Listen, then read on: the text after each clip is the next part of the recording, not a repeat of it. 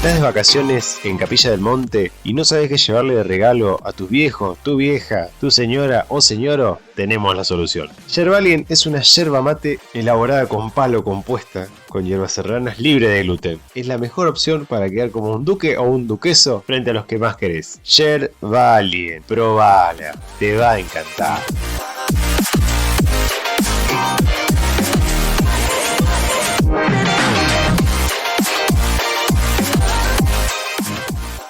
¿Qué tal? Muy buenas noches, espero que se encuentren muy pero muy bien. Bienvenidos una vez más a El Método, conducido por Rafael Jiménez y Celeste Paternó en la producción general. En el día de hoy, en el episodio 25, estamos en compañía del doctor Juan Carlos Castillo, que es internacionalista, doctor en Ciencias Políticas y Sociales por la Universidad Nacional Autónoma de México. Actualmente se desempeña como investigador postdoctoral en el Centro de Estudios de Asia y África del Colegio de México. Su trabajo está centrado principalmente en el estudio de los kurdos y temas de seguridad en Oriente Medio. Si bien el doctor Castillo va a exponer bastante de su trabajo, por supuesto que antes quiero saludarlo. Juan, ¿cómo estás? ¿Todo bien? Todo bien, hola. Muy buenas tardes desde Ciudad de México. ¿Cómo andas, che? ¿Todo tranqui allá? Sí, todo bien, bastante bien, pues atentos a lo que está pasando ahora mismo en el escenario internacional. Pues hay muchas noticias este fin de semana con la reunión entre Putin y Trump en Alaska, y hoy lunes con Zelensky. Entonces estamos pues a la expectativa de qué impacto va a tener esto en el mediano o largo plazo, ¿no? Precisamente te iba a preguntar de eso. ¿Cómo evaluás esta situación internacional en donde tenemos un conflicto en Ucrania y ese conflicto en Ucrania se resuelve entre dos potencias, entre Estados Unidos y Rusia en Alaska? ¿Estamos ante una nueva reconfiguración planetaria como pasó después de la segunda posguerra? ¿Cuál es tu perspectiva en relación a esto?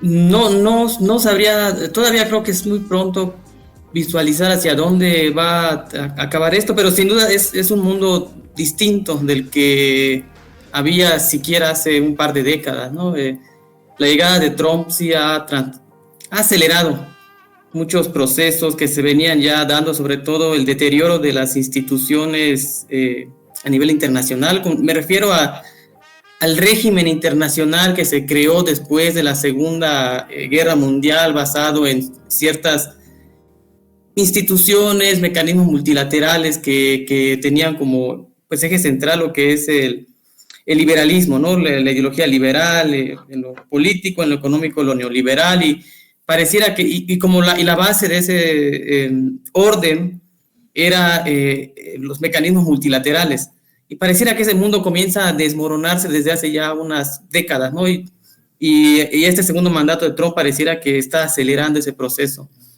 Pero no sé, es muy pronto todavía yo creo, para saber hacia dónde va a conducir esto, pero sin duda estamos en un proceso de transición, por así decirlo. Las transiciones siempre son así, pueden ser muy largas y tienden a ser muy violentas también. Entonces, yo creo que estamos en esa etapa, como entrando quizá a una fase de transición en el sistema internacional. Y pues vemos, en el caso de Estados Unidos, yo creo que es un realineamiento estratégico, ¿no? Yo creo que lo que está buscando con Rusia es, hasta donde alcanzo a ver, sin ser especialista en el tema, la verdad, sobre Rusia y ese lado del mundo, yo creo que lo que está buscando Estados Unidos es alejar a Rusia de China. Digamos, pensando como en la cuestión más estructural de por qué estaría haciendo esto. Yo creo que el enemigo para Estados Unidos, geopolítico, quiero decir, el rival geopolítico en el largo plazo, yo creo que es China.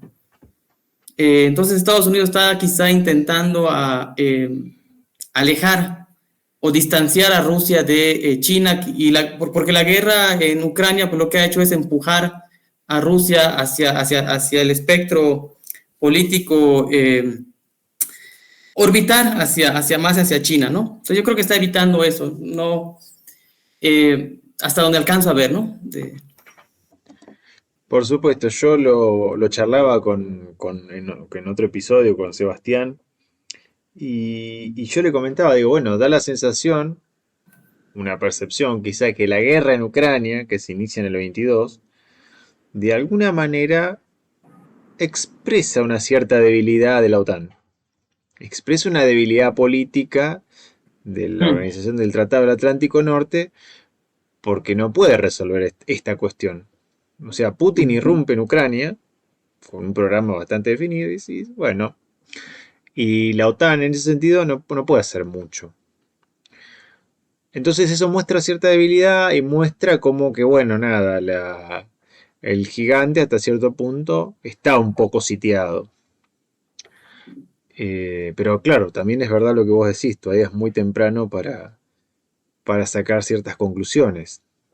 Sí, la cuestión es que, bueno, la OTAN es, Europa por sí solo no puede sostener la guerra que se está librando en Ucrania porque sus economías no están diseñadas en estos momentos para transitar hacia una economía de guerra, algo que Rusia sí ha hecho. Entonces la OTAN depende del apoyo militar que recibe de Estados Unidos y del apoyo económico también que recibe de Estados Unidos. No es una tarea que al menos en el corto plazo no lo pueden hacer los europeos. Tendría que transitar a una economía de guerra. Y pues eso toma su tiempo y además hay cuestiones sociales, ¿no? ¿Qué tanto las sociedades en países como Alemania o en Francia están dispuestas a, digamos, pagar pues los costos que llevaría eso, ¿no? A un involucramiento más directo en un escenario bélico como el de Ucrania, ¿no? Entonces yo creo que también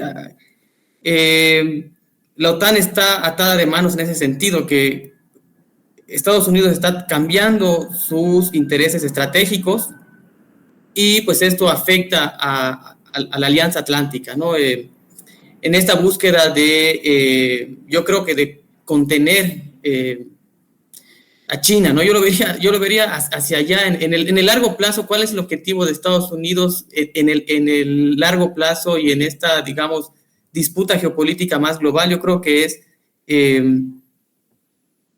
contener de alguna manera el ascenso de China, ¿no? Entonces yo creo que por ahí va la brújula geopolítica, pero no lo sé bien todavía, ¿no?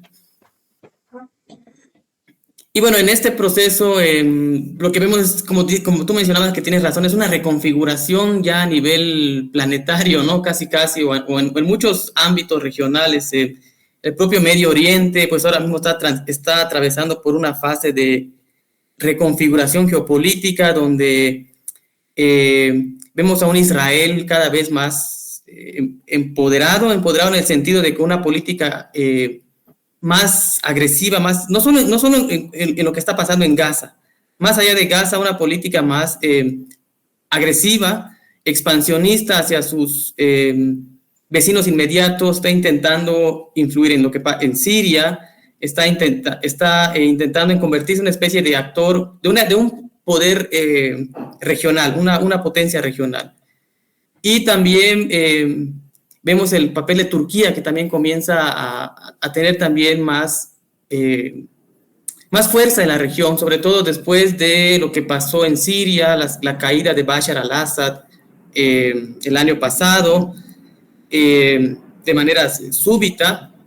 No, perdón, este año, a principios de este año, la caída de Bashar al-Assad y, eh, y bueno, y cómo está buscando influir Turquía dentro de lo que está pasando en Siria, ¿no? Entonces, pareciera que Medio Oriente también atraviesa por un proceso de reconfiguración geopolítica y esto es también, en parte, se explica por el vacío que ha dejado un poco la salida de Estados Unidos de esa región. No es que salga del todo, pero ya no está involucrado de manera tan directa como lo estaba hace unas décadas, ¿no? Entonces, eso deja vacíos que lo van llenando los actores regionales. Vos sabés que te escuchaba y me acordaba que tuve una entrevista con Ignacio, con otro investigador que está viviendo en Europa del Este, y él me decía una de las claves para explicar Ucrania es el comportamiento que tiene Estados Unidos a la salida de Afganistán en el 21.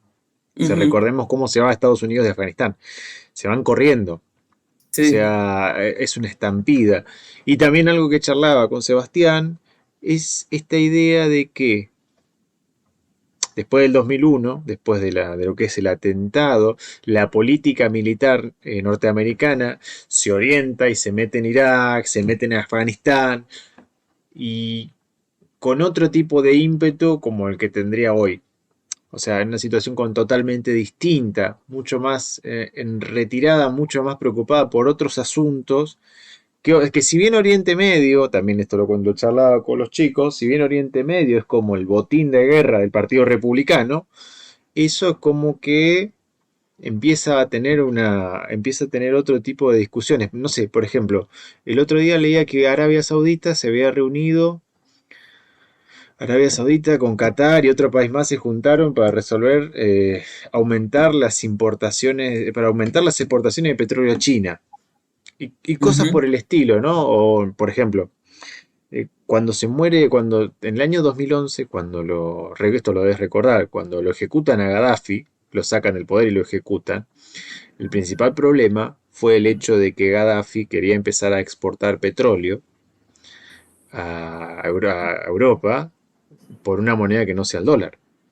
Ujú, Entonces como ujú. que tímidamente empiezan a verse como pequeñas rupturas, ¿no?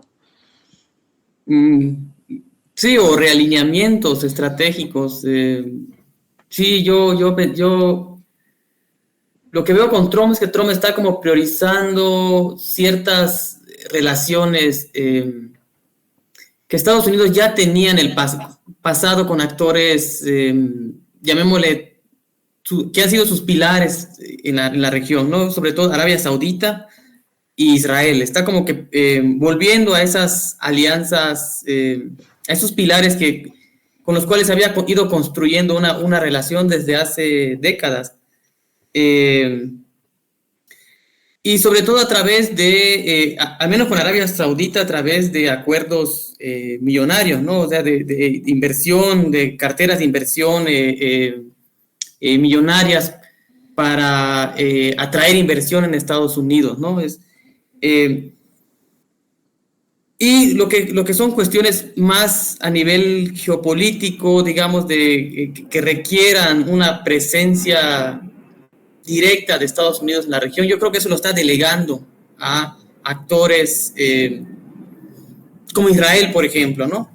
Como Israel que se está convirtiendo como en esta especie de, no sé, como guardián de los Como intereses, matón regional, matón básicamente. regional, casi sí, sí.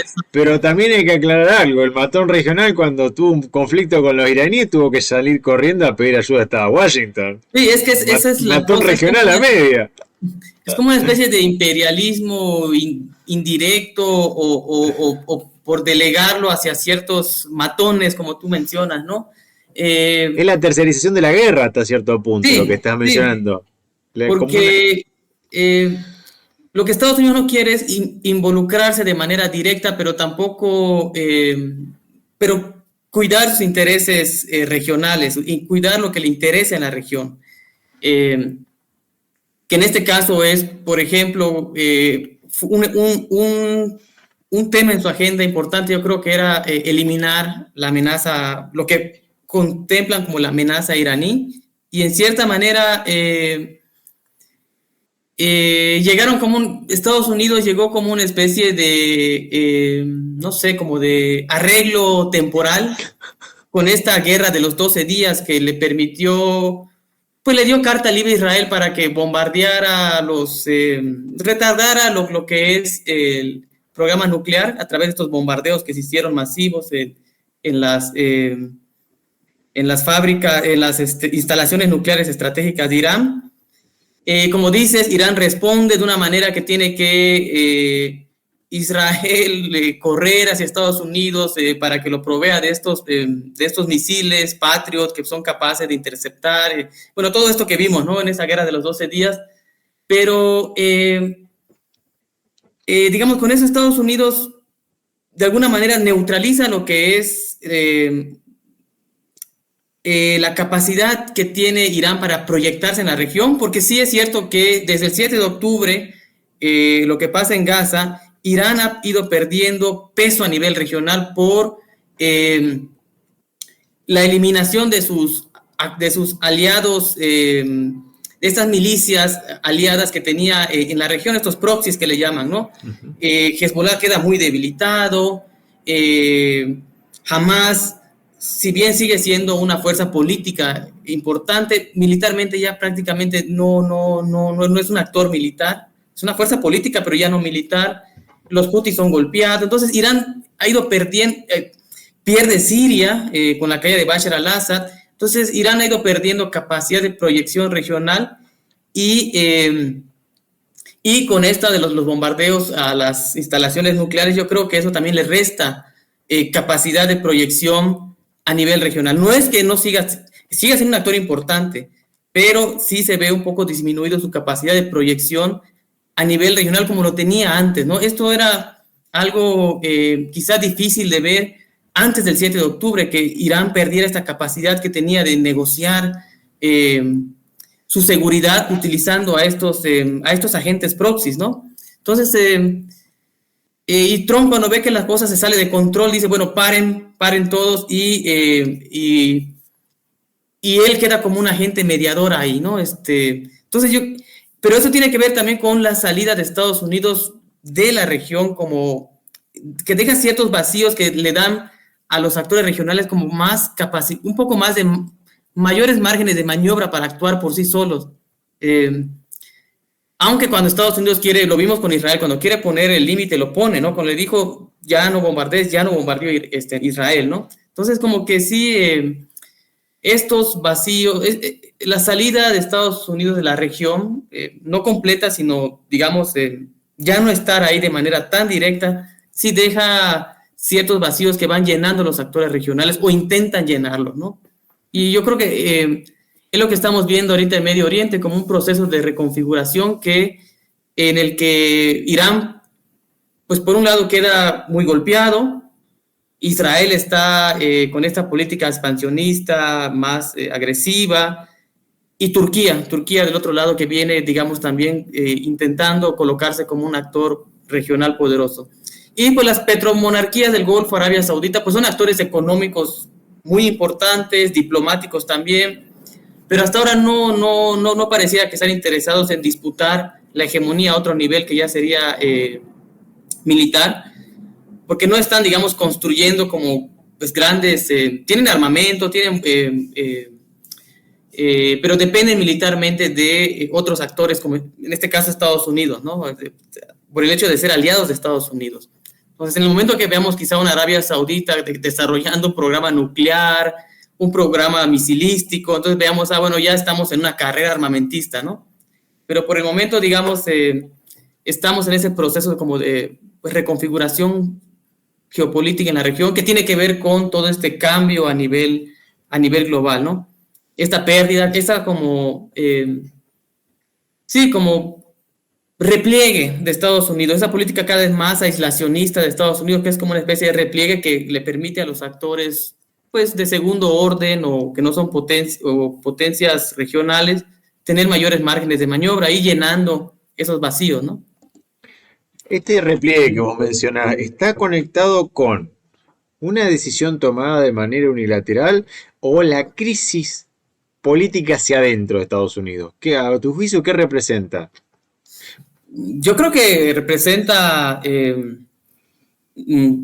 o sea, ambas cosas. Sería, por un lado, también un hartazgo de la sociedad en Estados Unidos, lo que tú mencionabas, cómo salen huyendo de Afganistán, digamos, estas guerras que se libraron después del 2001, cuando los atentados del 11 de septiembre, y después en esta política imperialista de Estados Unidos bastante agresiva que condujo a la invasión de Irak, primero de Afganistán, luego de Irak, y así pensando reconfigurar el mapa político en la región de Medio Oriente, que no les va a salir, o sea, se estancan en Irak, eventualmente se estancan también en Afganistán,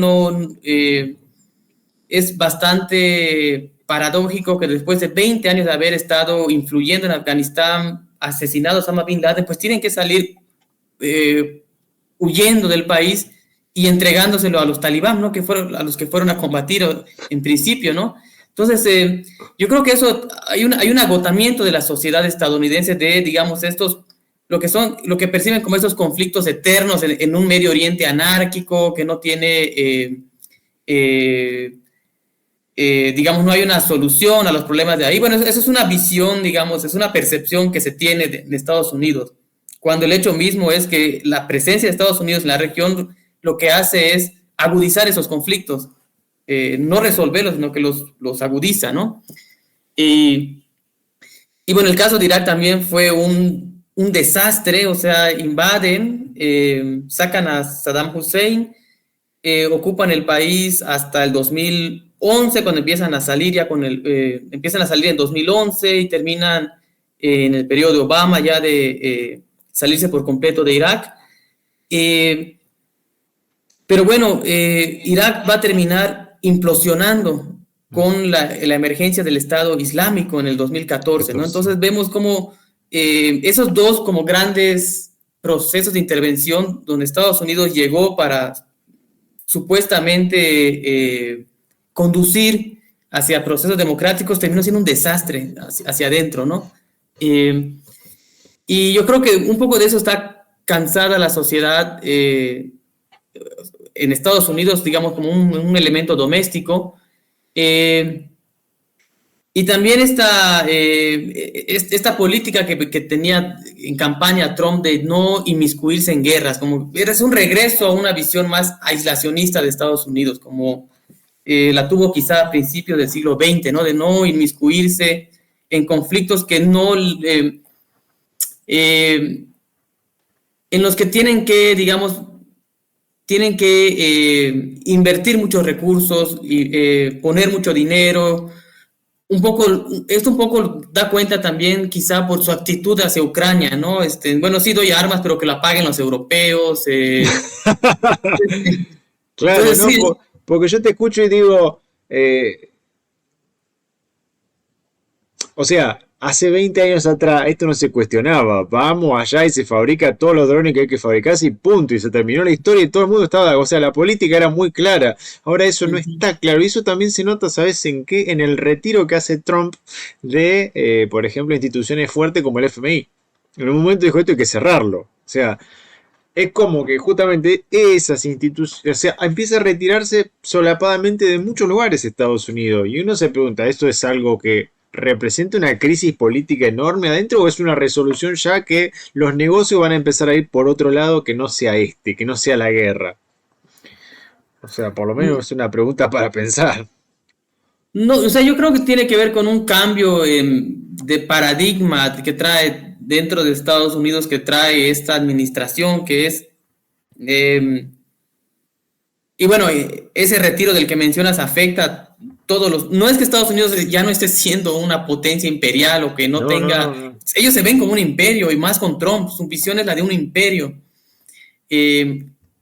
Pero su política es aislacionista porque la retórica de Trump ha sido consistente en ese aspecto de mis antecesores se involucraron en guerras estúpidas, dice. No es que él no sienta nostalgias imperialistas o que no vea a Estados Unidos como imperio, pero sino más bien es que él no cree en el multilateralismo, no cree en esa visión globalista, sino que es una especie de aislacionismo que lo que busca es reconstruir Estados Unidos vía estas medidas proteccionistas, arancelarias, que en los hechos lo que están haciendo es destruir el andamiaje institucional que el propio Estados Unidos construyó durante décadas y que en su momento le fueron provechosas. Lo que pasa es que ahora este andamiaje multilateral, global, neoliberal, ya no le es tan, bueno, yo creo, ¿no? Ya no, sin ser economista, otros actores también sacan provecho de esto, ¿no? Pues como China que inunda el mercado estadounidense de productos, entonces esto ya quizá pone a esa globalización neoliberal que Estados Unidos empujó, quizá no le es tan beneficiosa, ¿no? Y también tiene que ver con yo creo que con un cambio dentro de las élites. En Estados Unidos, las élites tradicionales, por así decirlo, estoy pensando en élites como los Clinton, por ejemplo, pues eran una suerte como de oligarquía liberal, ¿no? Una especie de cúpula oligárquica, liberal, una especie de élite ahí. Y eso se rompió y llegan estos como outsiders, tipo Trump, que no pertenecen a esa oligarquía tradicional. Y pues tienen otros intereses económicos, están más vinculados con lo que es esta nueva tecno-oligarquía, como Elon Musk, por ejemplo, estos magnates que manejan las tecnologías digitales. Y estamos viendo, yo creo que hay un proceso de reconfiguración que es económica, pero también es política, porque al Estados Unidos, digamos, modificar esa política, ese multilateralismo por una especie de proteccionismo comercial y económico, pues lo que está haciendo es impactar en todos los órdenes, ¿no? Porque esto le implica también, aislarse le implica también salirse de escenarios geopolíticos donde antes estaba más presente. Sí, repito, sin que eso signifique un abandono de su visión imperial, ¿no? Bueno, eso aquí en México lo resentimos más por, digamos, este trato de imperio hacia sus periferias, lo sentimos más con, por ejemplo, la designación de los cárteles de la droga como terroristas. O sea, esto es una política injerencista, imperialista, que lo que está buscando es tener mecanismos para en algún punto, si la política interna se lo demanda, quizá intervenir en México, ¿no? No intervenir militarmente, sino intervenir quizá con drones o intervenir presionando para exigir la captura de algún capo. Es pura geopolítica imperial, ¿no? Entonces, a eso me refiero con que no es que cambie la visión de imperio ni el discurso imperialista, pero sí ese repliegue hace que, digamos, esos escenarios ahora queden vacíos, un poco, veamos algunos vacíos de poder que están llenando otros actores, ¿no? Rusia mismo es un ejemplo de eso, yo creo, ¿no? En Ucrania, esto décadas antes quizá no hubiera sido posible que Rusia tuviera, digamos, esta capacidad de intervenir en Ucrania sin un apoyo más decidido de Estados Unidos hacia los europeos, ¿no? No sé, yo creo que no hubiera sido el caso hace unos 20 años atrás, ¿no? El propio genocidio que estamos viendo en Gaza, yo no sé si hubiera sido posible 10 años atrás esto, hubiera habido mecanismos que hubieran, digamos, quizá puesto más presión sobre Israel, cuando ahora tiene luz verde para hacer lo que quiera en Gaza, ¿no? Entonces yo creo que sí, ese repliegue está dejando también vacíos de poder ahí que están aprovechando actores regionales que están buscando pues construirse como potencias regionales o hegemónicas en su esfera de influencia. Es como que todo se caotiza de alguna forma. Uh-huh. Y en ese marco es en donde se van tejiendo alianzas en paralelo, otros países van haciendo negocio, como China, como India, van negociando con todo el mundo. Y Estados Unidos, de alguna manera, quiere sacarse encima toda la imagen construida sobre balas y plomo y empezar a pensar una América para los americanos, un proceso de reindustrialización, como señaló Trump en algún momento. Cambiar un poco el discurso, pero entra en una contradicción porque todo imperio se basa en el dominio y en el control territorial. Uh-huh. O sea, la política imperial es necesaria y es necesario el control y es necesaria para eso la represión o sea, y el segundo problema es China. China es un enorme problema. Pero, sí. No, sí, adelante. No te escucho. Sí, perdón, es que iba a decir, yo creo que, o sea, el trasfondo, digamos, si tuviéramos que ver como lo estructural, ¿qué es lo estructural que está explicando todo esto? Yo creo que es esa rivalidad, bueno, esa disputa más bien en el mediano, largo plazo eh, entre China y Estados Unidos. O sea, Estados Unidos sí sigue siendo una potencia, es el imperio, es una potencia global, pero está cada vez en un gradual proceso de declive o de desgastes. No sabemos cuánto va a durar eso puede durar 100 años, ¿no? O quizá puede durar 50, quizá 30, no sabemos. Pero sí hay señales que dan cuenta de ello, de este declive de Estados Unidos como potencia imperial. Trump es un reflejo de ello. O sea, cuando los historiadores escriban esto, quizá mucho más adelante, y pues Trump va a ser quizá un reflejo de del inicio de ese proceso de declive de Estados Unidos, ¿no? Ya cuando podamos ver como la película completa. Pero repito, eso puede durar pues su tiempo, ¿no? Hasta que llegue a algo que pues que acelere todo. Pero en el inter de esa transición, pues vemos que está pasando esto, ¿no? Vemos cada vez escenarios más complejos a nivel internacional. Ucrania es un ejemplo de ese declive. Rusia tiene, pues frente a ello, Rusia está intentando posicionarse en Europa, marcar su esfera de influencia frente a Europa, a la OTAN, pero sobre todo frente a Europa, ¿no? China está haciendo lo propio en el Pacífico, y así en cada escenario regional vemos cómo esta cuestión estructural está afectando todo, ¿no? Yo creo que esa es como digamos, si tuviéramos que verlo como por capas, esa sería la capa más grande, ¿no? Este ascenso de China quizá, que es gradual, pero junto con el gradual declive de Estados Unidos, ¿no? Pero bueno, y también la política de Trump es otra señal quizá de ese lento declive o ese proceso de declive gradual de Estados Unidos, ¿no? En general los imperios cuando empiezan a cerrarse,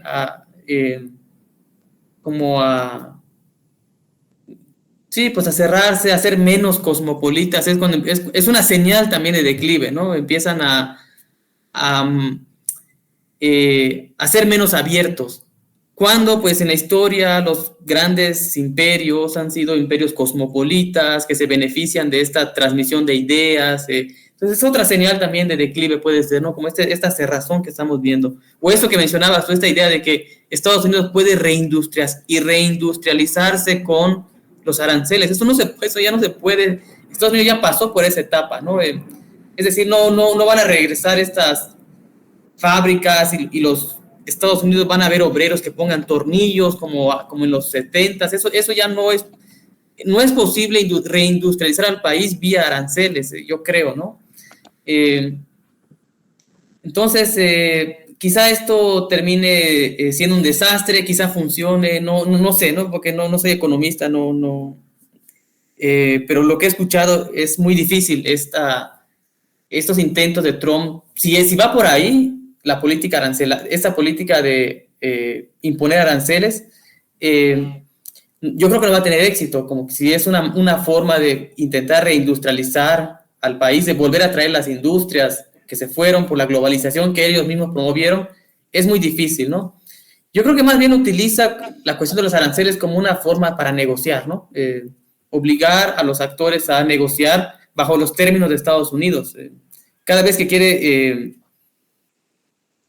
Trump quiere sacar ventaja de un proceso, de una coyuntura específica, siempre hace estas como amenazas que son, o estas demandas que son maximalistas, como para tener este margen y de ahí ir negociando, ¿no? Entonces, creo que es más bien una cuestión estratégica de, ¿cómo podríamos llamarle? Una diplomacia arancelaria, algo así, ¿no? Sentarte a la mesa a negociar imponiéndote condiciones que son casi irreales porque van a golpear también a mi propia economía, ¿no? Sí, más en el marco en donde China no ha parado de crecer. Estos últimos 10, 15 años han sido un crecimiento astronómico y, o sea, incluso los chinos han creado sus propias multinacionales. Eso es algo muy loco que ha hecho, que ya ni siquiera necesitan de los norteamericanos para producir cosas high-tech. Los necesitaban en algún momento, en los 90 copiar sus modelos y demás, pero incluso hasta quizá como mercado de consumo sí lo necesiten, Ujú. pero, pero no como vanguardia tecnológica. No sé si los chinos no han mandado o estaban en fase de mandar un cohete, un transbordador a la luna, así que no lo hicieron. Están en el proceso, pero por lo pronto yo creo que sí dependen, digamos, del mercado estadounidense para colocar la cantidad de productos que sus empresas producen. No hay otro mercado que las pueda absorber, entonces sí, sí les afecta. La cuestión es que les pueden resistir más a Estados Unidos en una guerra arancelaria. Los chinos tienen más capacidad de resistir y de responder que otros actores, como México, por ejemplo, ¿no? México, su economía, las exportaciones mexicanas, el 80% va a Estados Unidos, nuestra economía depende completamente de Estados Unidos, entonces una arancel o una amenaza de arancel no es lo mismo el impacto, ¿no? Aquí es una amenaza de aranceles hasta cierto punto, puede destruir la economía. China puede resistir más y golpear más y entrar en una suerte de guerra arancelaria, ¿no? Lo vimos hace unos meses donde hubo estos intercambios eh, aranceles recíprocos y al final Estados Unidos tuvo que echarse para atrás porque le afectaba también continuar en esa guerra arancelaria, al igual que a China. Pero bueno, yo veo que es la manera en la que ellos, es la forma en la que Estados Unidos ahora está como negociando o tratando de sacar ventajas en ciertas coyunturas que le interesan a través de estas negociaciones vía imposición de aranceles. No, quizá no para mantenerlo así, pero sí como una carta de negociación, así de presionar y ver qué tanto puede sacar, ¿no? Porque de otra manera no hace mucho sentido porque los aranceles terminan rebotando e impactando al consumidor dentro de Estados Unidos. Entonces, más bien es como un mecanismo de presión, negociación, eh, más que quizá una estrategia económica planeada para desarrollar así. Creo que es más una cuestión política, ¿no? Esto de los aranceles. Te quería preguntar, ya que lo mencionaste a México. México hace por lo menos ya varios años que tiene una inversión de capital constante norteamericana en determinados sectores, ¿no? De la industria. Automotriz sobre todo. ¿Eso repercute en la producción de empleo o es o sea, genera, ¿cómo Eh, explicarlo? Genera la economía. o sea, genera un, más allá de que pueda generar crecimiento económico, ¿eso impacta en la calidad de vida de las personas? ¿Genera clase media o sigue siendo un enclave económico más bien? Sí, funcionan como enclaves en ciertas regiones, en ciertas zonas económicas especiales, como les llaman, o zonas donde hay maquila. Funcionan como polos de desarrollo a manera de enclave, en la zona de frontera también. Pero sí, digamos, generan desarrollo impactan a nivel regional, por así. Hay Claro. regiones que dependen de eso, por ejemplo, ¿no? En la zona centro del país, por aquí, cerca de la capital, hay zonas, provincias, por así decirles, que su economía depende de la exportación de autopartes de Estados Unidos, por ejemplo, ¿no? Entonces, que eso se acabe sí impactaría de manera directa. Eh, o que se vayan esas empresas, que se regresen a Estados Unidos impactaría muy duro, ¿no? Repito, el 80% de las exportaciones de México van a Estados Unidos. No tenemos un mercado alternativo, van a Estados Unidos. Entonces, México tiene que negociar a otro nivel con la potencia, ¿no? Porque nuestra economía depende absolutamente de la de Estados Unidos. Y también la cuestión de los productos agroindustriales y del sector primario, tomate, aguacate, todo eso se va. No tenemos otro mercado donde mandar todos esos productos agrícolas. Entonces, sí es una cuestión de seguridad nacional casi, ¿no? O sea que en cierta manera toda la estructura productiva mexicana está orientada hacia el consumo norteamericano. Sí, básicamente, sí. Y bueno, O sea también que, en la medida que ellos también, no sé, los coches que utilizan se ensamblan aquí, entonces también el precio les impacta. Si las empresas se van ahí, eso aumenta el precio de los coches los productos que consumen también, si le ponen un arancel al tomate, eso impacta directamente al consumidor en Estados Unidos. Están bastante entrelazadas las economías, ¿no? Entonces, por eso Trump a veces igual, cada vez que quiere amenaza con imponer arancel, los termina retardando porque sabe que poner aranceles a México termina afectando el bolsillo de los propios estadounidenses, ¿no? Más bien, repito, esto lo utiliza Trump, al menos en el caso de México, lo utiliza para sacar provecho de la agenda que quiere impulsar, ¿no? Que tiene que ver con tema de migración, que México detenga a los migrantes que buscan pasar por México para llegar a Estados Unidos. Estados Unidos ha hecho esto que se conoce como externalización del control migratorio. Es decir, la frontera de Estados Unidos no termina en el río Bravo, termina en Centroamérica, porque México les sirve de barrera para que los migrantes no lleguen a Estados Unidos. Antes no había esta política, los migrantes pasaban y llegaban a Estados Unidos y aquí no se les detenía. O no había no era una política de Estado detener a los migrantes. Ahora sí ha habido es cada vez más notorio cómo ha ido pasando esta externalización del control migratorio hacia la frontera sur de México por presión de Estados Unidos. Y lo otro es la cuestión de la droga, la cuestión de los cárteles, ¿no? Que Estados Unidos busca imponerle a México su política de seguridad en materia de narcotráfico. Es decir, que México persiga y descabece a estos grandes cárteles de la droga, ¿no? Que aquí en México hacer eso genera mucha violencia, genera espirales de violencia que terminan siendo pues muy negativas para la sociedad mexicana, ¿no? Entonces, de esta manera funcionan esta diplomacia arancelaria, ¿no? O usar los aranceles como una manera de presión para sacar ventajas políticas. ¿Washington interviene sobre los partidos políticos mexicanos? ¿Están condicionados o hay cierta autonomía a la hora de llevar alguna política pública? ¿Cómo lo ves a eso? Intervención directa, yo no sé, no la alcanzo a ver ahí. Hay más bien la clase política mexicana sabe cuáles son los límites, hasta dónde puede,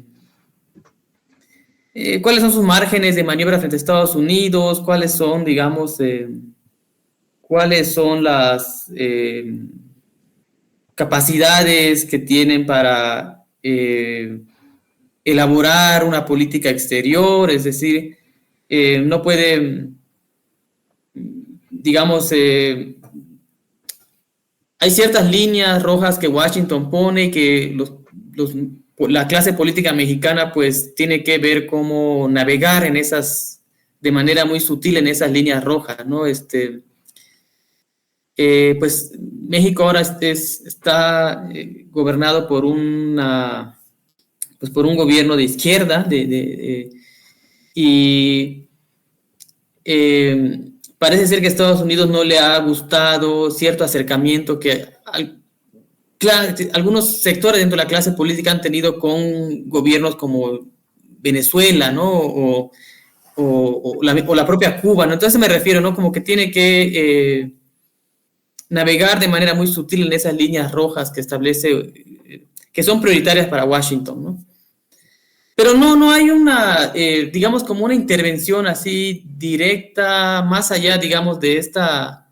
Pues hay que tomar en cuenta que el tema de la soberanía para México es algo complicado, porque para efectos prácticos la soberanía mexicana es pequeña, por así decirlo, porque estamos dentro de las consideraciones de seguridad hemisféricas de Estados Unidos. Entonces, somos como, nuestra soberanía queda un poco limitada a eso. Entonces, por ejemplo, un acercamiento con China yo creo que sería un punto rojo para Estados Unidos, que no permitiría, yo creo, ¿no? Entonces, el tema de la soberanía en México en lo discursivo está ahí, sí, hay un discurso de no injerencia, de mantener, hacer valer la soberanía mexicana, pero sabemos que eso tiene un límite y que estamos bajo el paraguas de Estados Unidos, ¿no? Igual México no pertenece a la OTAN, o sea, nunca hubo planes, o sí. No pertenece a la OTAN. No pertenece a la OTAN, pero eh, no, digamos, la relación que se ha construido con Estados Unidos ha sido una relación pues de cooperación económica, más básicamente. Es algo que se construyó desde finales del siglo XIX, cuando el siglo XIX fue un siglo para México de profunda rivalidad con Estados Unidos, pues, guerras que se libraron con Estados Unidos, que le significaron a México perder territorio. Y el paradigma de relación fue cambiando a lo largo del siglo XX, pasan de ser rivales a esta cosa de ser socios comerciales. Entonces, los términos también del discurso diplomático han sido en esos términos de ser socios comerciales, ser aliados, no aliados militares, pero sí aliados como países que tienen una relación de amistad, por así decir, ¿no? Y esto ha ido cambiando con Trump, porque con Trump en el discurso México es constantemente mencionado como un país que está inundando a Estados Unidos de droga, que está dominado por cárteles, ha llamado a México un narcoestado. Entonces, los términos del discurso han ido cambiando con Trump hacia de esa retórica de amigos, amistad, socios, a una más confrontativa, ¿no? Entonces, el gobierno mexicano tiene que navegar en eso, ¿no? Tiene que ver cómo, porque no es que no se puede confrontar con Estados Unidos, sino que tiene más bien cómo negociar ciertos asuntos que le interesan a Estados Unidos sin que se vea que estamos cediendo soberanía, ¿no? Hay que estar siempre navegando en esa sutil línea, ¿no? Entre cómo en el discurso mantienes tu soberanía, pero en los hechos pues estás negociando, cediendo, etcétera, ¿no?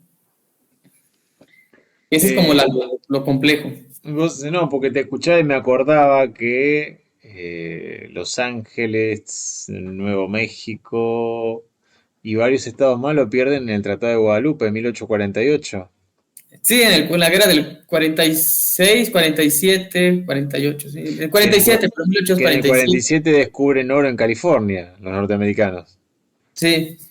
Y si mal no me equivoco, era Santana, el político militar que estuvo involucrado en ese levantamiento.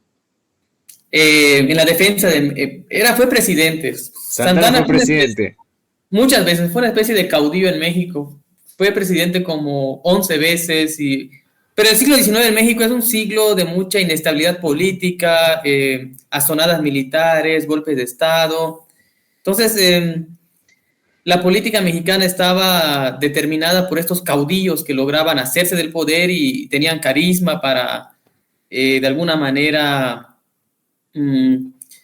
pues unir a las facciones que estaban siempre peleándose unas con otras, ¿no? Es el siglo de los para simplificar las cosas, de los liberales contra los conservadores, aunque esas líneas no son tan claras, ¿no? Son más bien facciones, grupos que están peleando por el poder y un Estado que es realmente débil, ¿no? Que no tiene instituciones capaces de unificar políticamente. Santana es como el caudillo que logra siempre unir a las facciones, crear una especie de gobierno más o menos funcional, pero bueno, pasa la historia como por ser el gran villano que perdió la mitad del territorio mexicano, ¿no? Uh-huh. Sí, porque México, si mal no recuerdo, tuvo un emperador francés que fue Maximiliano I. Eso fue en 1800. Sí, en México todo el siglo XIX es un país que está constantemente invadido por potencias, por Estados Unidos o potencias europeas que buscan sacar provecho de la debilidad de México, ¿no? España intenta reconquistar, Inglaterra también intenta cobrar ahí una deuda que tenía con México y se queda con las aduanas un tiempo. Napoleón intenta crear un imperio aquí a través de Maximiliano hacia mediados del siglo XIX, 1850, por ahí. Y esto significó una guerra una guerra una guerra con Francia que se pierde en un momento y luego se queda aquí este gobierno usurpador, le van a llamar, el de Maximiliano, mientras el gobierno es el gobierno constitucional, por así decirlo, liberal, de este personaje que es muy conocido aquí en México, que es Juárez, ¿no? Benito Juárez. Benito Juárez. Pues se queda como rondando por todo el país, en lo que yendo de lugar en lugar, en lo que intenta reconstruir su gobierno. Y no es hasta que Estados Unidos interviene a favor de México que logra vencer a los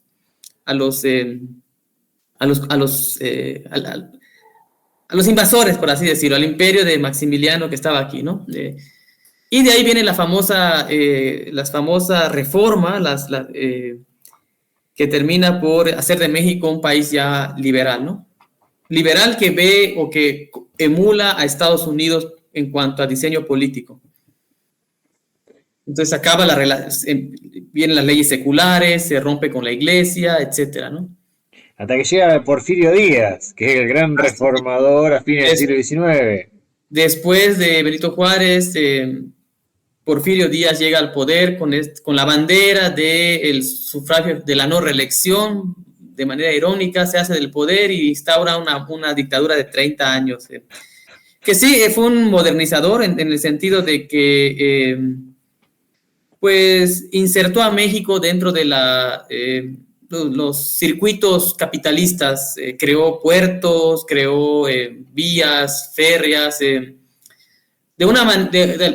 alguna medida modernizó al país, por así decirlo, en el sentido de vincularlo a los circuitos capitalistas internacionales. Pero bueno, en términos sociales fue un régimen que oprimió a las clases sociales más desfavorecidas, ¿no? Porque es un régimen que se construyó de una manera jerárquica y piramidal, absolutamente.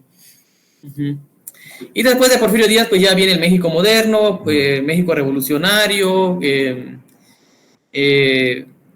y que se consolida hacia la década de los 20 y bueno, y de ahí pues el siglo XX es todo un siglo de un proceso de pues ya de consolidación de lo que es la identidad nacional mexicana, ¿no? Como más o menos la entendemos al día de hoy. Las tropas norteamericanas invaden Veracruz en el 14. En el 14, sí. Fue una invasión, esa invasión fue una invasión más bien corta para presionar ahí y quitar a un gobierno golpista que era contrario digamos, a los constitucionalistas que había apoyado Estados Unidos previamente, ¿no? Entonces, además está este Wilson, que Wilson es, Woodrow Wilson, que es, pues es un pro-democrático, está su famosa declaración de principios, de la autodeterminación de los pueblos. Entonces ahí se dan las condiciones para que Wilson intervenga a favor de los constitucionalistas que están intentando hacerse del poder, ¿no? Entonces es una intervención ahí que no dura mucho, bombardea el puerto de Veracruz para presionar, pero incluso las fuerzas constitucionalistas no apoyan la intervención, o sea, hay un consenso en el que no intervenga Estados Unidos. Porque aquí en México está presente, ahí está en la memoria histórica lo que Estados Unidos ha sido, ¿no? En nuestra historia, un país que la identidad mexicana se ha construido un poco en oposición al injerencismo estadounidense, ¿no? Es lo que quería decir. Claro. Y pues bueno, y así con México, pero no sé cómo nos desviamos de Trump. Pasan, estas cosas me pasan en el método, eso que tengo todo planificado, pero bueno, las conversaciones se van para otro lado. No, pero es muy rico hablar estas cosas, a mí me gusta. Así el método es así, te va llevando por camino inesperado. Claro. Mirá que íbamos a hablar de los cursos. Pero eso nos trae a esas... quizás nos trae a Estados Unidos hacia principios del siglo XX, es un país aislacionista. Justamente te iba a decir eso, Wilson era aislacionista, por eso no se mete en la Primera Guerra Mundial hasta el 17, hasta que le hunden un barco. Hasta que le hunden un barco, sí, porque la política en Estados Unidos era otra y la sociedad norteamericana era otra, no le hacía sentido a la sociedad estadounidense. Digo, ¿por qué vamos a ir a pelear en Europa? Esta, digamos, visión de imperio se construye después de la Segunda Guerra Mundial, cuando ya Estados Unidos, el discurso es otro, la metanarrativa es, bueno, vamos a ser el país que va a defender la libertad y la democracia en el mundo. Entonces tú necesitas un discurso para convencer a tu sociedad de por qué tú vas a ir a pelear guerras al exterior que significan muertes de tus soldados, ¿no? De tus compatriotas. Entonces, la escena norteamericana cambia hasta después de la Segunda Guerra Mundial, cuando hay estas, digamos, banderas, este discurso geopolítico de Estados Unidos como el guardián, el policía, el garante, ¿no? De la libertad, en oposición a la Unión Soviética, ¿no? Estamos en la etapa de la Guerra Fría. Y pues Trump un poco creo que vuelve a eso, ¿no? Como a ese aislacionismo, a ese... no nos vamos a involucrar en guerras que son estúpidas, pero siempre es un discurso que Trump ha construido también porque su política la construyó en oposición a lo que hicieron Biden y Obama. Siempre lo está mencionando, ¿no? Lo que hizo Biden es tonto, se involucró aquí, se involucró allá. Entonces Trump, si ves por irónico que suene, él se muestra a sí mismo como un hacedor de paz. Así, yo puedo resolver lo de Ucrania en un rato. Yo puedo resolver, pareciera que él quiere realmente tener el premio Nobel de la Paz. O sea, pareciera que es algo que busca seriamente. Pero es algo muy paradójico porque es una persona que...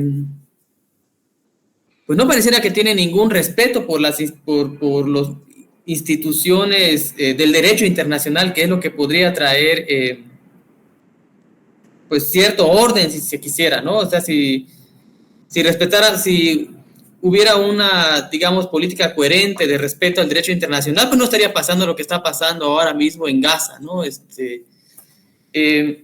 Por una parte está ese discurso extraño, simplista, por así decirlo, de Trump, de querer resolver las cosas de una forma casi caricaturesca, pero por el otro está todo el desmontaje de este aparato del derecho internacional, de darle, donde pareciera que lo que impera es el poder, ¿no? Lo que le interesa a Trump es, bueno, ¿quién es el poderoso? ¿Quién es el que tiene poder? ¿Quién es el que puede establecer un orden a nivel local, regional, ¿no? Entonces está como estas dos imágenes de Trump, ¿no? Yo así lo percibo. Pero bueno, volviendo un poco hacia el tema de Medio Oriente, Estados Unidos, lo que está pasando, yo creo que o sea, sí es interesante. O sea, después del 7 de octubre del 2023, cuando Hamas hace esta incursión dentro de Israel y, bueno, desata todo lo que está pasando ahora, lo que estamos viendo en Gaza. O sea, lo que ha ido ocurriendo después se ha ido cambiando en términos políticos a la región del Medio Oriente, ¿no? Porque esto ha significado, yo creo, hasta donde alcanzo a ver, pues el debilitamiento de Irán como un actor que parecía, digamos, ser un actor con miras a constituirse en la potencia regional de Medio Oriente. Pareciera que esto ha ido debilitando a Irán y fortaleciendo como dije hace un rato, Turquía, incluso Arabia Saudita, las petromonarquías, y yo creo que es Israel, ¿no? Entonces, yo creo que en ese escenario regional lo que vamos a ver es una disputa por el liderazgo regional entre Israel, por un lado, Turquía también, y habrá que ver qué papel van a querer jugar Arabia Saudita, por ejemplo, ¿no? Y también, bueno, tiene que ver, importante también la salida de Rusia del escenario de Medio Oriente. Después de lo que pasó en Siria con la caída de Bashar al-Assad, pues Rusia también pierde un poco su capacidad de intervenir en la región, porque su principal punto de proyección de su política exterior en Medio Oriente era a través de Siria, a través de apoyar al régimen de Bashar al-Assad. Eso también lo pierde Rusia y en un contexto muy peculiar en el que pues Rusia estaba muy ocupado con lo que está pasando en Ucrania, Irán debilitado por la pérdida de sus aliados proxies en la región, y bueno, yo creo que eso es lo que debilitó internamente al régimen de Bashar al-Assad, que cayó de manera muy rápida, ¿no? Y esto ha significado pues un proceso de reconfiguración regional, ¿no? Donde pues si quieres aquí podemos meter a los kurdos que están ahí en la región y que son un grupo, un grupo étnico en Medio Oriente, es decir, los kurdos son un pueblo ancestral que ha habitado la región de Medio Oriente desde tiempos inmemoriales, ¿no? Son un pueblo ancestral. Están, digamos, habitan principalmente en 4 estados en la región de Medio Oriente, en Siria, Irak, Turquía e Irán. Y pues desde principios del siglo XX, cuando se acaba el Imperio Otomano, se establecen los estados en la región y bueno, los kurdos intentan negociar ahí el establecimiento de un estado propio y pues no lo van a conseguir, no lo logran y pues los kurdos se quedan sin un estado. Pero desde entonces vamos a ver en la región de Medio Oriente, desde todo el siglo XX, una serie de revueltas, rebeliones en contra de los estados donde están y buscando tener ya sea un tipo de autonomía política o constituir un estado propio, ¿no? Vamos a ver eso a lo largo de la historia del siglo XX en la región con respecto a los kurdos. Y ya más reciente, los kurdos en la región de Medio Oriente han logrado establecer 2 regiones autónomas importantes. Una está en el norte de Irak, en lo que es la parte, en lo que en su momento fue Mosul fue en el siglo XIX, o sea, antes del surgimiento de Irak como estado, Mosul era una provincia del Imperio Otomano, habitada en su mayoría por kurdos. Después, los británicos crean Irak y Mosul esa región la integran dentro del Estado iraquí, ¿no? Y hoy día los kurdos desde la década de los 90 logran hacerse de una región autónoma en el norte de Irak, y hoy mismo pues son una especie como de estado de facto, ¿no? Por así decirlo, en el norte de Irak. Tienen su propio gobierno, su propia bandera, su propio parlamento, pero no son independientes, están dentro de Irak, pero tienen autonomía política. Y en el contexto de la guerra civil en Siria en el 2011, los kurdos, pero del lado sirio, intentan hacer lo mismo, intentan crear una región autónoma y establecen lo que hoy conocemos como la región autónoma del norte del norte de Siria, le llaman, pero también se le conoce más como Rojava. No sé si han escuchado, si quizás la audiencia ha escuchado hablar de los kurdos en Rojava y la revolución ahí, que es una revolución como de izquierda, ¿no? Que está intentando,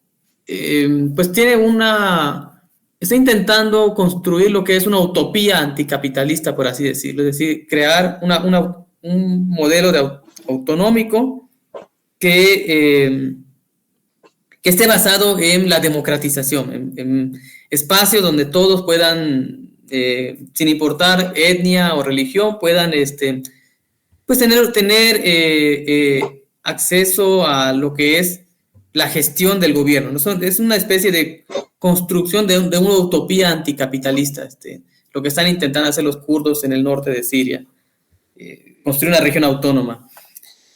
Y entonces tenemos esos dos modelos en la región de Medio Oriente al día de hoy. Los kurdos en Irak, que tienen ya su región autónoma reconocida legalmente en la constitución iraquí, y tenemos esta en el norte de Siria, que no está reconocida, sino que más bien es un intento por establecerse. Sin embargo, Turquía, bueno, ahora mismo sí, Siria está pasando por un proceso de reorganización de lo que es el aparato político, de qué tipo de Estado va a ser Siria. O sea, Siria en todo el siglo XX fue un Estado centralizado, una especie de dictadura o de dinastía familiar en manos de esa familia de los Assad. Primero Hafez al-Assad, el papá, muere y le delega el poder en su hijo, Bashar al-Assad, hasta su caída hace poco. Entonces ha sido una suerte de dinastía familiar donde las minorías étnicas no árabes, como los kurdos, bueno, han tenido pues han sido reprimidos, o han sido asimilados, o se ha intentado asimilarlos al Estado, o han sido reprimidos. Entonces, ahora mismo, la Siria que estamos viendo surgir de la caída de Bashar al-Assad son muchas fuerzas que están luchando ahí. Unas están intentando rehacer el país de una forma de nuevo centralizada, como un estado donde ¿qué tal? ¿Cómo están? Muy buenos días. Las minorías estén de nuevo, las minorías no árabes, quiero decir, estoy pensando o sea, Siria es un país muy rico en términos religiosos y étnicos. La mayoría de la población es árabe, pero hay otras poblaciones, hay kurdos, hay otras grupos religiosos no musulmanes como los drusos, cristianos, etcétera, ¿no? Entonces, en ese sentido, como que intentar centralizar al país en una sociedad que es muy diversa, pues es muy difícil y ha traído muchos conflictos. Entonces, Turquía se opone a estos intentos de los kurdos por intentar consolidar esta autonomía, y por el otro ha amenazado con invadirlos. De hecho, ha invadido el norte de Siria en varias ocasiones, ¿no? Intentando descarrilar este proyecto de los kurdos. Y Pues por el otro estamos viendo cómo pues, Siria ahora mismo está en en este punto como de tensión y conflicto entre la lucha de un grupo por recentralizar el país, un poco volver a la estructura política anterior, donde una clase política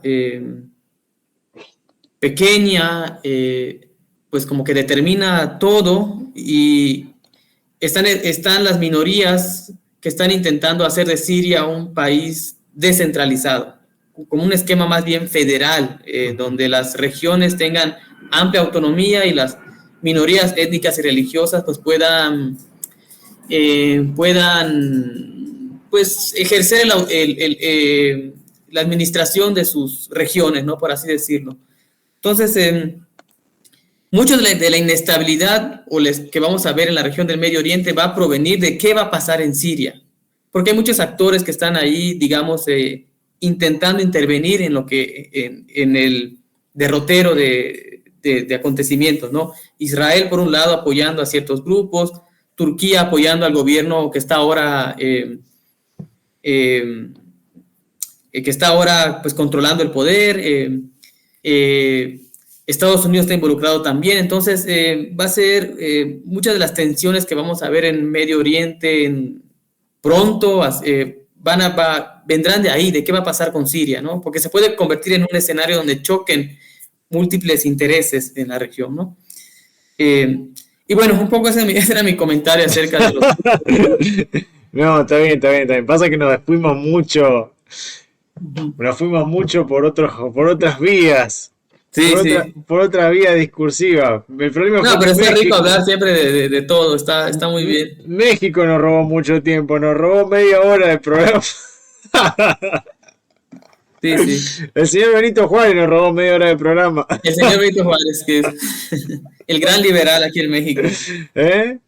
El gran liberal aquí en México. Fue el primer presidente que tuvieron, me parece, ¿no? No. Es famoso porque fue el primer presidente que venía de una comunidad, de un pueblo indígena. Ahí está. Era por eso. Por eso, pero bueno, es como se ha construido un poco míticamente eso, ¿no? Porque hubo un presidente antes de él, de hecho, el primer presidente, el segundo presidente de México era un afromexicano.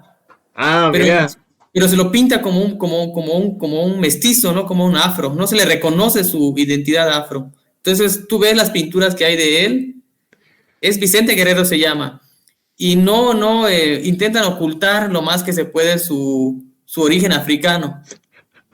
¿Por qué? La sociedad mexicana se construyó como una sociedad muy clasista y muy racista hacia lo que no fuera mestizo, hacia lo que no encajara con ese discurso de lo mestizo. Lo mestizo se construyó como una forma de blanquear al indígena, hacerlo más blanco, no como la idea de una mezcla en la que la sociedad se mezcló y surgió algo nuevo, y eso nuevo pues todos son iguales. No, era una forma en la que las clases blancas intentaron blanquear al indígena, ¿no? Claro. Mira, ayer se conmemoró la muerte de general don José de San Martín, que acá es un prócer en Argentina, uno de los libertadores de América. En medio de la Revolución de Mayo, el tipo lo que hace fue arma un ejército de los Andes, cruza Chile, se cruza para el lado chileno, cruza por la cordillera, libera Chile, se va hasta Perú, libera Perú.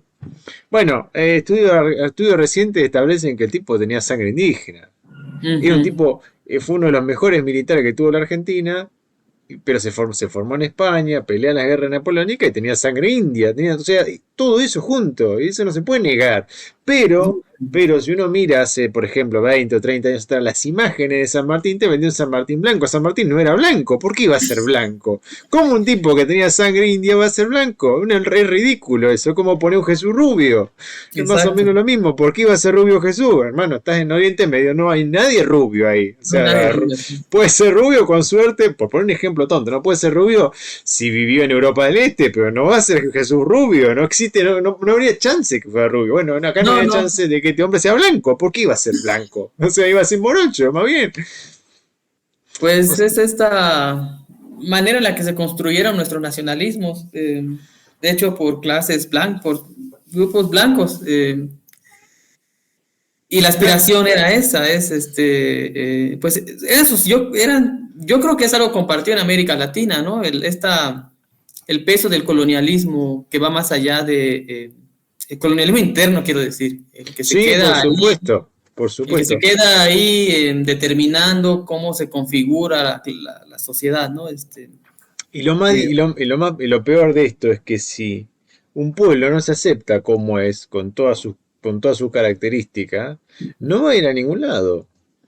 no, Si no aceptas cómo son las cosas, si no aceptas que tenés sangre indígena, tenés sangre negra, tenés sangre española, tenés un poco de sangre europea, si no aceptas que está todo eso adentro, no se puede construir nada. Había algo que decía Pango, que decía que los chinos están trabajando en una idea que se llama subjetividad cultural, y que es un reconocimiento de lo que uno es. Porque cuando más o menos uno sabe cómo es como pueblo, sabe para dónde puede ir, si no, no hay nada. Si no, es una constante aspiración a hacer algo que no sos. No sos claro. europeo, no sos francés, no sos español, sos esto, sudamericano, con tales características. Ujú. O sea, es muy simple eso. O sea, con lo malo y con lo bueno, con las dos cosas juntas.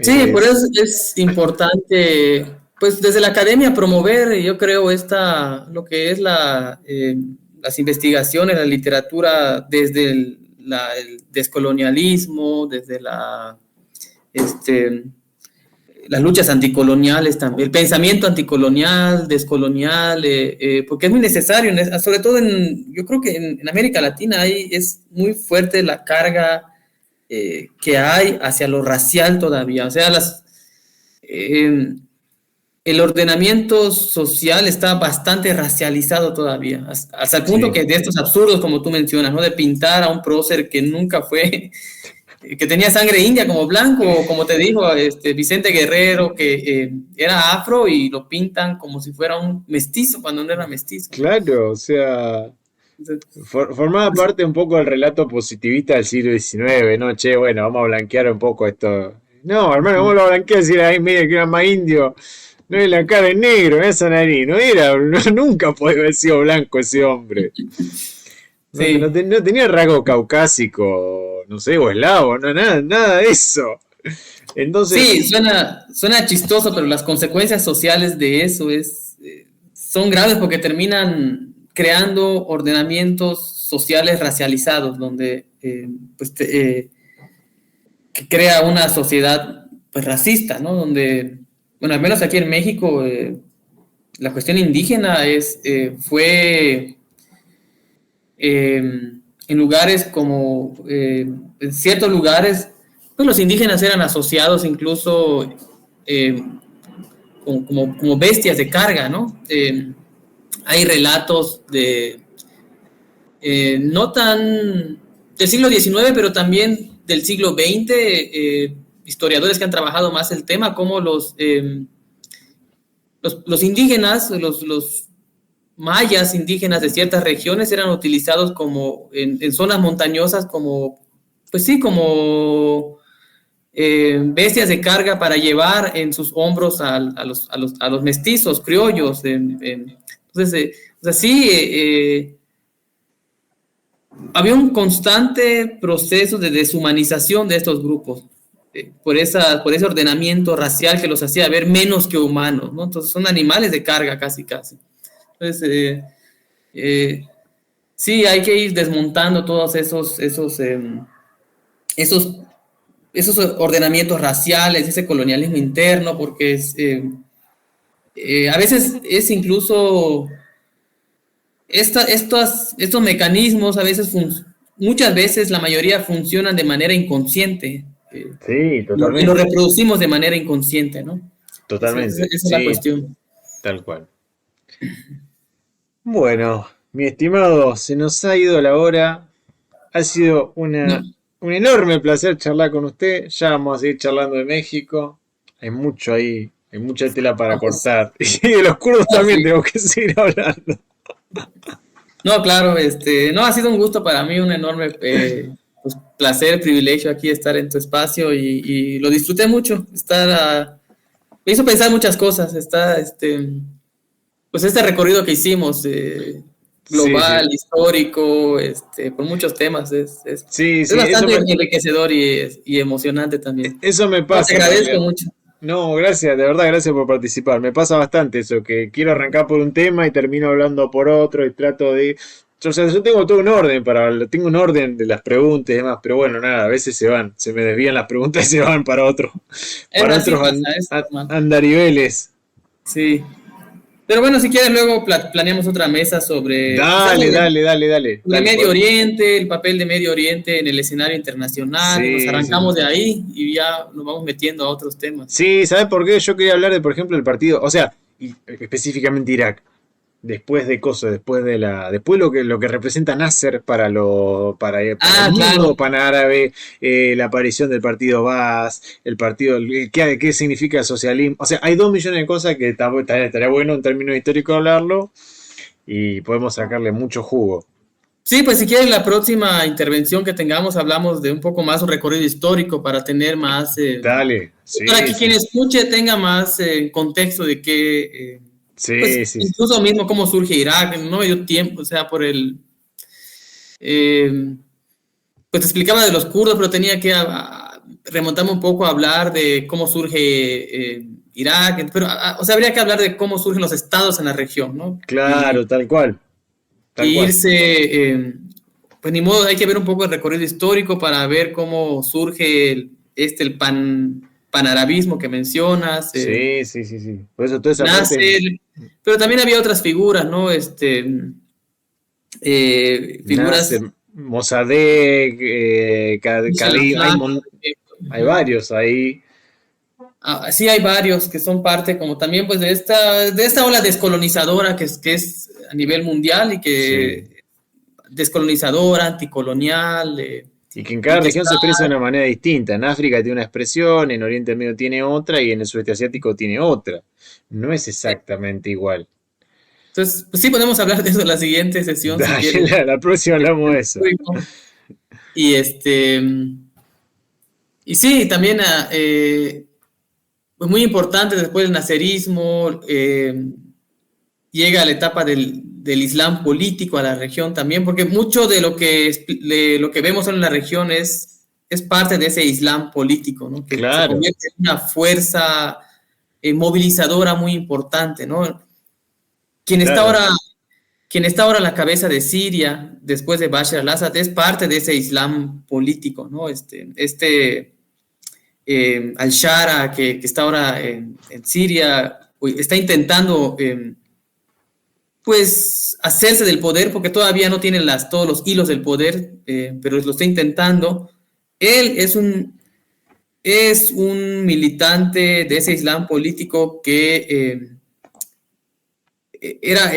o sea, él viene de Al Qaeda realmente, ¿no? Entonces un poco también te habla un poco también de la hipocresía de la política internacional, porque hasta hace unos años, Al Qaeda era visto como el enemigo público número uno y ahora se lo está validando en Siria, ¿no? Entonces, y pasa lo mismo con los talibán. Los talibán fueron Sí, vistos como el gran enemigo y ahora los están reconociendo, ¿no? sí.